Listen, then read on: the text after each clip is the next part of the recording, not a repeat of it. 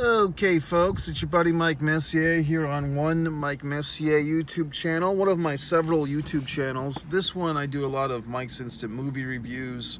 So if there's any movie that you've seen and you want to compare notes, your thoughts against my thoughts against your thoughts, all you got to do is find the Mike's Instant Movie Review playlist and look up the movie and watch away. So let's talk about this one. This is Dumb Money.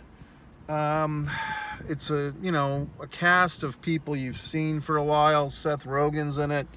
I guess Seth, is him and the guy from Parks and Rec who played the boss guy with the mustache. He's in this thing. So all these guys that were like all the comedy guys 10 or 15 years ago, now they're all doing serious roles. I believe it's Paul Dano in the role of Keith Gill, a real-life human being. No offense to Paul, but I think this is one of the few times that, a Hollywood movie, the person playing the famous person is less, mainstream visually attractive than the real person. No offense, gentlemen. Well, what else? I mean, look. First off, I did see a familiar name, just as a little aside, someone that I believe, if it's the same person, that I've known in the film world, that I've worked with and remember her fondly. So I think she was listed with a top position on this thing, so congrats to her. Anytime you're associated with a big-time movie like this, it's a big deal. Out of, her privacy, I won't disclose her name. But what else? So let's talk about it. Why am I so, it seems like I'm reluctant to speak about this film. In a sense, I feel a little unfulfilled by this movie, and I also feel that I have seen elements of what they did with this movie and other films, and I'll tell you why. First off, we start with the hardcore, nasty rap.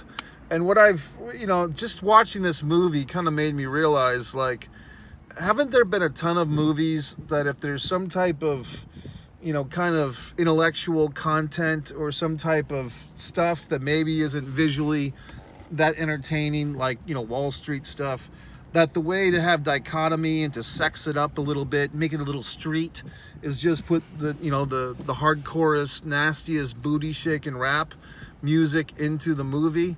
This sexes the movie up. This gives the movie an edge, or shows the dichotomy between these nerds and all the funky sex rap they're listening to. Look, I've been down with the Two Live Crew since Banned in the USA, okay? So I've got nothing against the music. It's just, it seems like a cheap ploy to try and get the audience on board. Like, hey, this is relevant and this is cool. Like, we're playing rap music. See how cool the movie is? So I don't know. It just turned me off in the beginning because, like I said, 10, 20 years ago, that might have been a cool thing. But now it just seems kind of cliche, like kind of just a thing that these films do because they think it'll work. And for me, assholes, it didn't work, okay? Because the music, lyrically, has nothing to do with the content in the film. All the stuff about my wet pussy and my booty slipping and sliding, none of that has anything to do with the fucking stocks and all this stuff. So, to me, it's just... now, if they had actually gone through the trouble of hiring some of these artistes to record some new music for the movie, then I might be impressed. Like, write a fucking rap that mixes the sexiness of the stock market and these things with the sex, the music, the rap. I mean, do something, show some fucking initiative. But it just sounded like they were trotting out songs. I don't know who he was from, if it was, that one or this one. What are the big names? It wasn't Megan Thee Stallion. It was the one that was in the stripper movie with J-Lo. I'm drawing a blank. So whatever the fuck. It just feels like, to me, it's a little bit of laziness, to be quite honest. And, just something that I've seen before. Sex up the boring movie with the sexy rap songs. So, what else? A lot of this...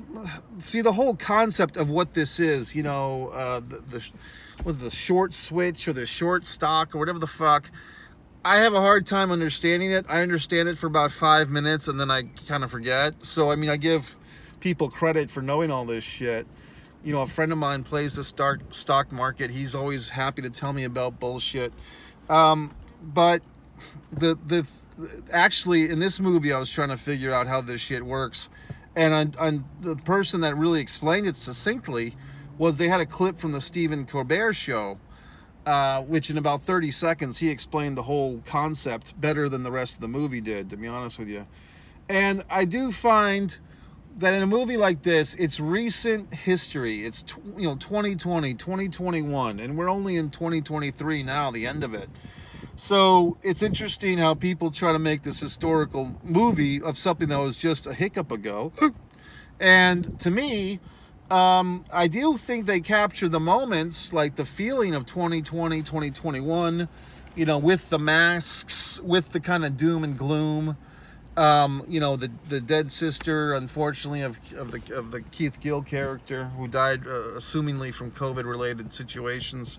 Rest in peace to her. So I mean, they did capture that kind of gloom mode of pandemic type of stuff quite well. I do feel like they did another kind of cheapo thing. This happens a lot with films that take place in Boston. All the characters start talking like this. I'm from fucking Gloucester. You're from fucking Brockton. And it's just, if you've lived in New England, the New England accent is bad enough when you're up there hearing it from genuine people. But when you have to see Hollywood actors put on your fucking best Gloucester voice and talk about the Pats, get my fucking beer, you fucking in the ass. Oh, that guy's a Yankee fan? Well, fuck him in the ass. I mean, it's just so goddamn horrible. And I don't have the remedy for that. I mean, it's just because every Hollywood asshole, when they do a New England accent, they overdo it. But then again, if you go to New England, it sounds like those idiots are speaking that way themselves. So you can't fucking win with the New England accent. It just sounds like traffic. It's horrendous. That's a stand-up comedian's joke, by the way. I didn't write that. This woman used to say that, the accent sounded like traffic. Okay. Oh, my neck. What else? Okay. The other cheapo thing is there's a lot of different physical locations in this movie. Like, you've got some scenes in Miami. You've got some scenes in LA. You've got some scenes in New England. And I guess in New York. And every time they go to a different setting, a cheapo way this movie tells you they're in that setting is, oh, put a Patriots jersey on this guy to reinforce that we're in New England now. Okay, and we're cutting to this scene, put a Mets hat on this asshole on the phone call so we all realize, we're in fucking New York, and it's like, okay, I get it. You know what I mean? But I don't know. It's like, yes, people do wear shirts and stuff of local teams, but fucking occasionally, in case you haven't noticed, a lot of people who travel around, or they just don't happen to like the team in their exact location, a lot of people are wearing jerseys and hats and shirts from different parts of the world too. I mean, there's tons of people that wear New York Yankees hats that aren't in New York City, for instance. You know what I mean? So, what the fuck? You know what I mean? I just feel like that's like the easiest, kind of go-to thing, where the costume designer on this movie is like, oh, put them in a Patriots jersey. That'll tell the audience they're in New England. Okay. And the accent. Don't forget the accent. Got it. So just these cliches. The fucking, the clips. See, this is the problem. I felt like watching this movie made me want to see like a documentary series about this situation instead. That's how I felt, because I feel like, no offense to the actors, I like them all, the Seth Rogans, the Danos, everyone else. I like all these actors. But I do feel like the real people, I find like this, and all the clips from like the reality of the situation to me were far more captivating than the reenactment acting situations. Now look, I mean, I'm a very big acting proponent. I love acting. I'm an actor myself, but I'm just telling you, in this one, I feel like a documentary. I'm guessing there's been a documentary made about this, or there will be. I would be more tuned into that than to this, to be honest with you, because I just felt like they kind of like scratched the surface on the subject matter here, and I feel like there's more to say, and I feel like I said, there's just, I think the real story with less of a trying to entertain me with the rap music that has, you know, very little to do with the subject, if anything. You know, show me the doc based on this. You know what I mean? Because I wasn't quite feeling this. I'll be honest, I hate to do this. I really don't very often, but I turned my phone on in the movie because I was just getting so goddamn bored. I had to look into my own life. You know, I'm very much a proponent of turning your phone off for the duration of a film. I was seated in the back row, but I just find my mind a-wandering, you know, and I wasn't engaged. So I think I have to give this one kind of a mild thumbs down. You know, I don't think it's going to kill you to see it. And, you know, look, it is what it is. I mean, it might be good matinee fare.